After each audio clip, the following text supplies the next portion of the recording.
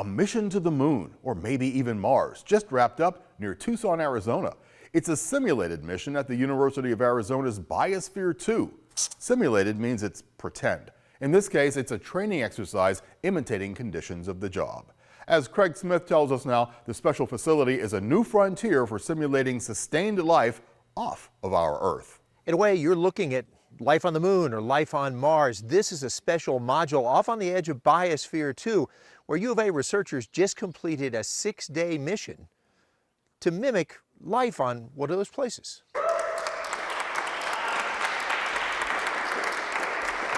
Building on history, the hatch was unsealed by a member of the Biosphere crews from about 30 years ago. 3 women and 1 man crewed this latest mission in a smaller module near the original Biosphere. The module, called SAMS, is designed to be as close to a sealed moon or Mars habitat as we can manage on Earth. The crew lived in reduced air pressure as they might on the moon or Mars. They washed, cooked, and hydrated themselves with only about 60 gallons of water. After 6 days, they had about 20 gallons left. Crew members say your morning shower could easily use the 40 gallons that sustained them for 6 days. One of the points we all were reminded of is living within your means and living sustainably is not suffering. Right. It's just living. Yeah. And you know, it doesn't hurt you to turn off the water when you don't need it. It doesn't hurt you to soap your hands, then rinse them. Dr. Sherry Wells Jensen is blind and a living symbol of the crew name Inclusion One, dedicated to the idea there's a future in space for people with a wide range of abilities. Crew members say to succeed, any mission has to make sure the technology works, but also consider how well the people work together.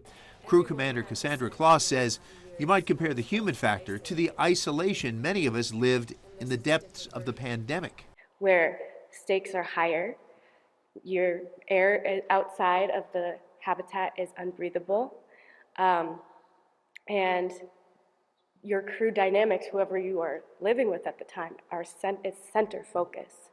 These are tasks and these are human elements. Crew members say 6 days was barely enough to get comfortable with their systems and with each other. What they learned in that time will be part of the foundation for future missions to prepare us to live away from our planet. Thank you, Craig. And that brings us to this week's write-in question. We want you to simulate life on the moon and then tell us what it's like.